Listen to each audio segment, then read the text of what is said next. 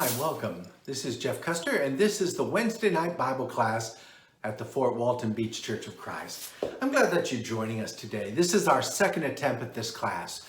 The first time it was taught earlier today and then edited and then it got erased. And I'm going to just pretend like that was the great class, and let's just hope that this class is just a little bit satisfactory and shares some of the characteristics of the one that got erased.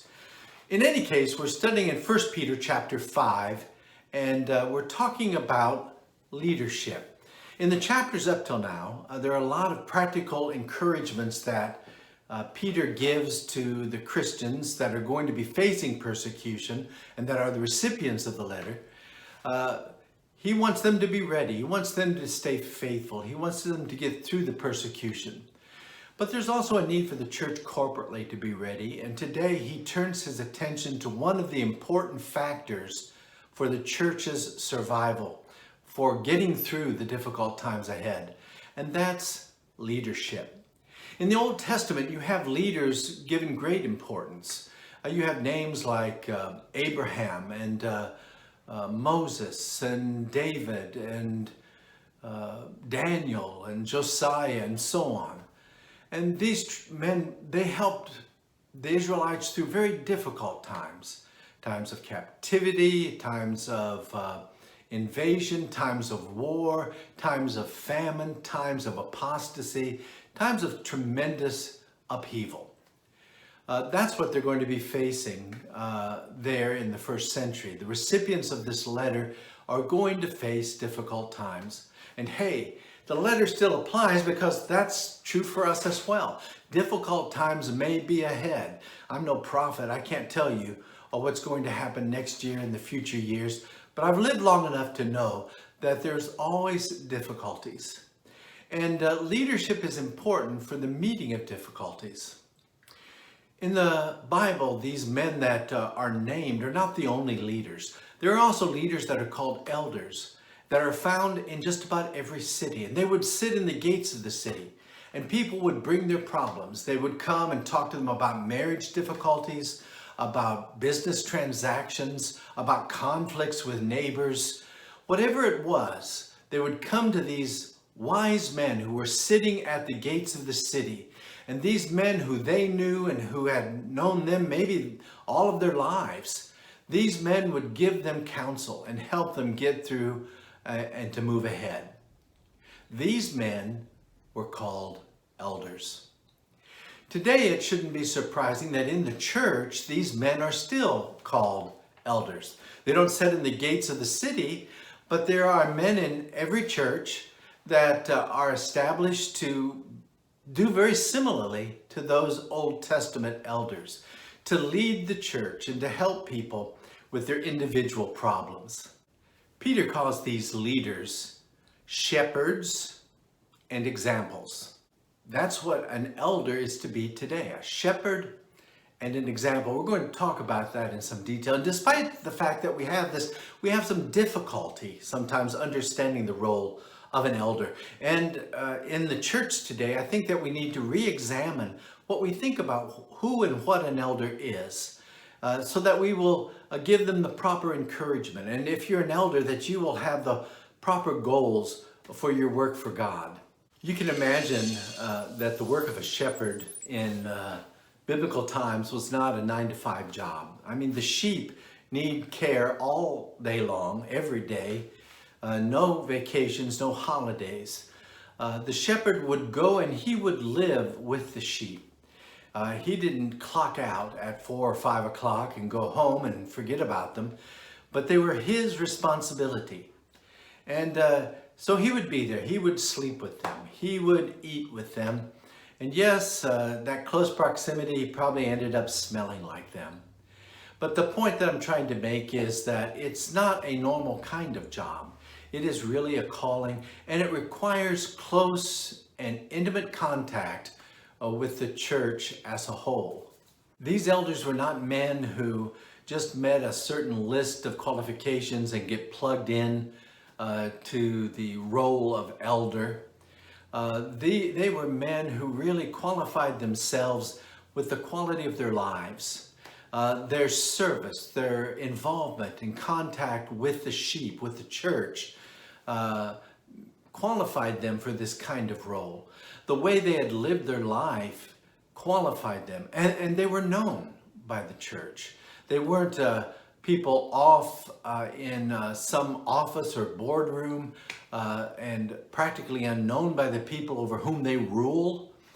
Quite the contrary. They were like shepherds who were intimately involved with the flock every day. And the flock knew them, knew their voices, knew their lives, knew their genuineness, and followed willingly. The modern day church defines the elder as someone who runs the day-to-day affairs of the church. But that really is not a biblical description of what an elder is to be. Not at all. We get that description more from business or from, the 20th century idea of an elder.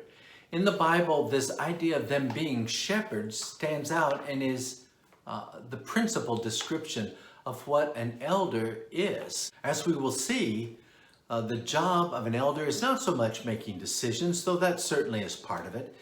The job of the elder is to care for the sheep that are under his responsibility.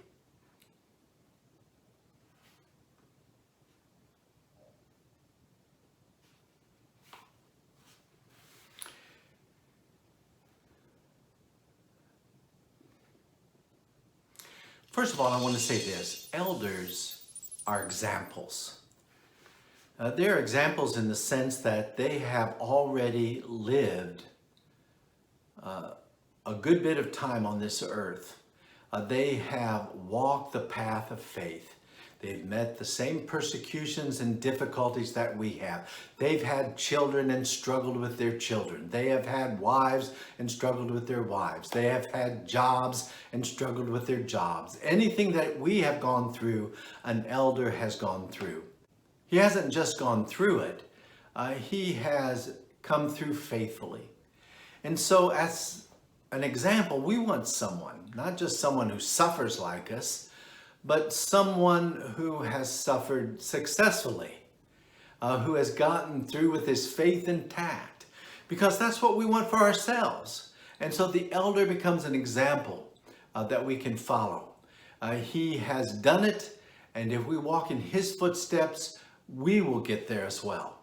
When Paul in 1 Timothy chapter 3 and verse 2 says that elders are to be examples or are to be able to teach, I don't think he was thinking so much about standing up and teaching a Bible class.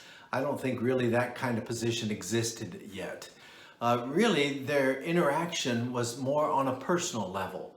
It was being able to teach one-on-one, being able to mentor and influence the people over whom he is given responsibility. And so this idea of teaching has to do with mentoring and equipping. And so every elder should be someone who is able to mentor, able to equip others to live a successful Christian life. In 1 Peter chapter 5 and verse 3, Peter refers to these men as examples to the flock. And incredibly important. That's what a mentor is. Someone who is an example to the flock. And if we follow them, we're going to be okay. In Ephesians chapter 4, verses 11 through 12, we also learn that elders have the responsibility to equip the flock. And I think the idea of equipping is, first of all, to understand that every person has a mission. The church as a whole has a mission, and every individual has certain responsibilities in God's sight. All of us want to glorify God. All of us want to live to his honor and praise. And an elder is someone who equips us to do exactly that, who helps us to use all of our abilities to develop our gifts and to be useful to the Lord God Almighty. So it doesn't really matter whether it is as a shepherd or as an example or as a mentor. whatever aspect of the work of the elder you might think about, it's going to be best achieved. That goal, that work is going to be best achieved through relationships. And so the shepherd who becomes an example does so by developing relationship with all of the flock. The credibility of an elder is seen in the genuineness of his faith and the authenticity of his walk with God. That can only be verified and seen if there is in fact relationship. If an elder lives distant from the congregation and isolated from the body, how can the body be expected? How can the flock, the sheep, be expected to know them enough and well enough to be able with confidence to follow in their steps? And so let's develop this close bond and relationship, elder to sheep, sheep to elder. Also, I think we should ask the question, who can be an elder? The answer to that, the first thing we might think about is, well, that's all determined by the qualifications of eldership that you find in 1 Timothy chapter 3 or Titus chapter 1, or perhaps here in 1 Peter chapter 5, there's some indications as well. It's not just the checklist found in Paul's letters that we have to determine whether or not a person can be an elder. There are also some names that he gives. In fact, he uses 3 different names in this passage in 1 Peter chapter 5. 3 different references, Greek words, that I think are very important. The first one is presbyteru.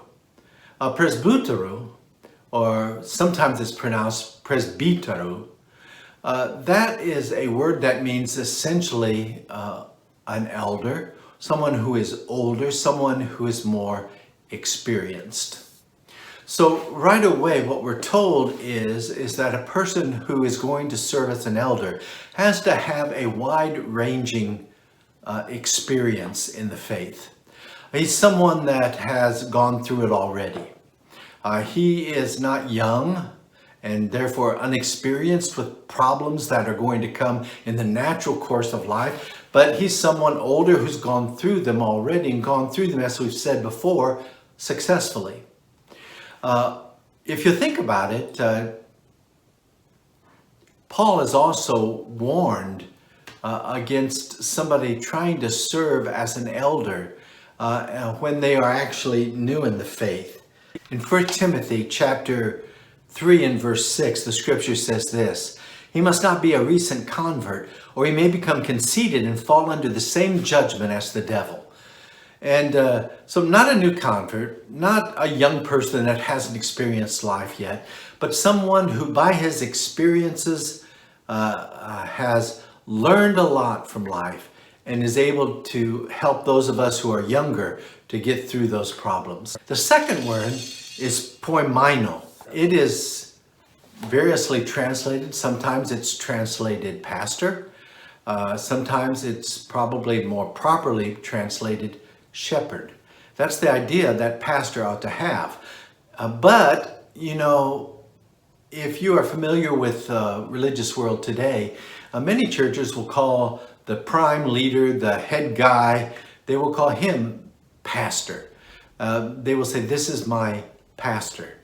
And he's a solitary individual at the top of the hierarchy of power. But in biblical times, there was never just one pastor, one shepherd. If there's going to be just one shepherd, it's going to be Jesus. Jesus is the great shepherd. But under him, in each and every congregation, there would be a plurality of shepherds who work together as a team to help the church through difficulties. And the third word for this office is the word episcopo. The word episcopo can be translated bishop, or it's sometimes translated overseer. Both words are somewhat misleading. When you think of the word bishop as a translation of episcopo, you might think of religious hierarchy and somebody with a tall pointed hat and somebody whose ring you have to kiss or something along that line. But the second word also has its difficulties. The translating episkopo as overseer is more helpful, but still misleading. Certainly, an overseer is what a bishop is, what the episcopo is to be. But not an overseer in the sense of somebody who's out watching over the slaves and he's going to whip them into shape and make them do the work. But a different kind of overseer, someone who watches over the well-being of the church. I think actually the word would be better translated caretaker. And so the episcopo is someone who has the responsibility to look out over all of the flock and to see that everyone is safe, that how everyone is doing, and to fulfill the needs of each and every one of them. The episcopo, then, is our caretaker. So here are those three words. Who can be an elder? Well, he has to be a presbítero, or elder.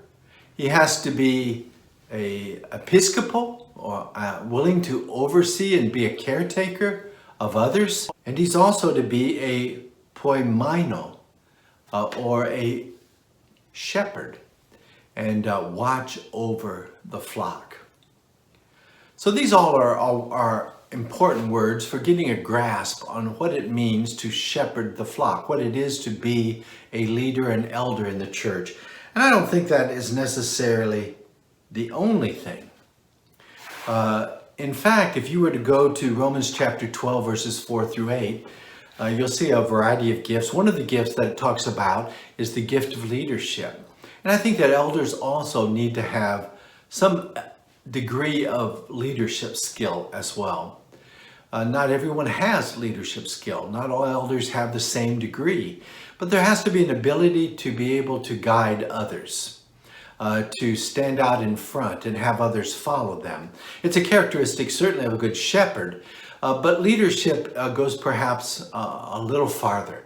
And it does imply some sense of being able to be the one up front, the one giving the guidance. And so the elder is all of these things. And I think that we have great elders here at Fort Walton Beach Church of Christ. And we want to encourage our elders to be this kind of man and to have these aspects and characteristics. But you know, we also need to think about what those of us who are not elders, what we need to be worrying about. And you know what we need to worry about? We need to worry less about them as shepherds and more about us as sheep. We need to learn to be able to submit. We need to learn how to follow guidance. Have you ever tried to herd a group of cats? Can't be done. Cats, I love cats. Well, at least I like cats. Cats can be very difficult. They're very independent-minded. They don't always do exactly what you expect them to do. They will do what they decide they want to do. Sometimes churches are like that. The members become less like sheep and more like cats. And it's difficult to shepherd. It's difficult to herd a bunch of cats. We have a lot of ideas about elders maybe it's from being an American, that we think of the elders as somebody that serves us, and we don't think about our responsibility to actually obey them. Hebrews chapter 13, verse 17 talks about us being subject or obeying our elders. I hope that we will learn to do that. It's part of what it means to be a follower, or to be a sheep of the flock with them as shepherds over that flock. Peter, in verse 5 of 1 Peter 5, he says to the young men, he commands them to be subject to your elders. Be subject to your elders. Very, very important. Congregational success really depends on a congregation that is willing to follow their elders. I think one of the most important passages of Scripture in Hebrews 13, verse 17, is really worth our time to read here in this class. It says, "Obey your leaders and submit to them, for they keep watch over your souls as those who will give an account. Let them do this with joy and not with grief, for this would be unprofitable to you." Hebrews 13, verse 17. Elders have the difficult task of looking over the souls, taking care of the souls of a congregation, of a church, of the flock. And that can be hard work. It's meant to be a joy, but sometimes it's not so much a joy, because herding sheep is one thing, but herding cats is another. When the church learns to be the church, it can turn a difficult job into a job of joy. And we want to make the job of our elders a job of joy by following them, listening to them, respecting them, honoring them, obeying them. You can pick the word that you want. But when we have elders who lead as they should, as shepherds, it's going to be easy, I think, for us as the church to follow as the sheep under their guidance. What does that mean exactly? Well, it means that we need to follow their example, do as they do. It means that we have to support the programs of the church that the elders establish.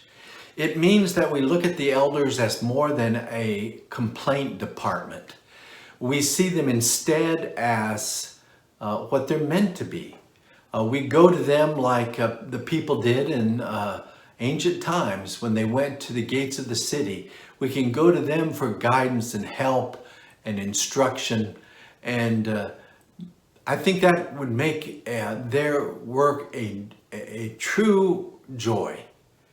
But when we go to them as a complaint department, just to complain about the preachers, I don't like that, or the song leader, I don't like this or that, the heat was too high, the lights were too bright, the sound system wasn't working properly, or this, I don't think that program is a good program. On and on the list can go.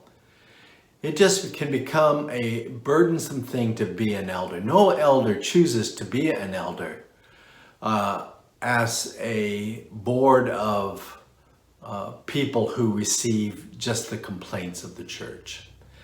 They are serving to give glory and honor to God.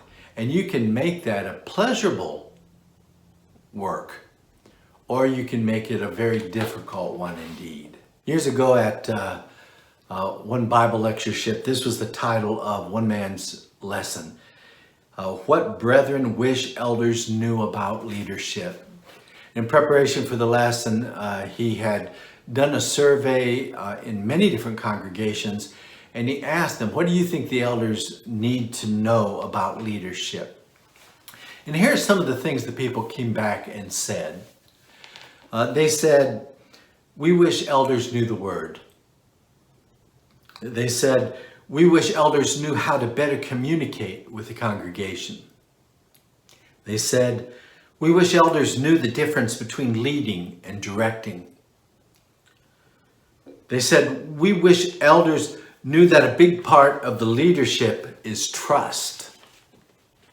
They said, we wish elders knew that elders have elders too. They said, we wish elders knew that their job was to shepherd. We wish elders knew how to delegate responsibility. And finally, we wish elders truly knew their congregation. Well, you see, these kind of questions come especially from congregations where the elders are not practicing a biblical type eldership, but instead have sort of a board of trustees, or, this is the ruling board of the church. We make the decisions and the church is to execute those decisions. Those congregations inevitably have a distance between the membership, the sheep, and the leadership, the shepherds or elders. These problems can be avoided when elders are truly shepherds and when members are truly sheep. I hope that we will be this kind of church that we've described today. And as Peter said in the very beginning, and let me read it one more time. Therefore I exhort the leaders among you as your fellow elder and witness of the sufferings of Christ, and are partaker also of the glory that is to be revealed. Shepherd the flock of God among you. And brethren, there's something to say to you as well who are not elders. Be the sheep of God. I pray that God has blessed you with this lesson. If we had Peter here, we'd shake his hand. It's just great practical teaching, and it will prepare us to better face the difficulties in the days ahead. Thank you for joining us for the class. I pray that you'll be back with us next week as we continue our study in 1 Peter. God bless.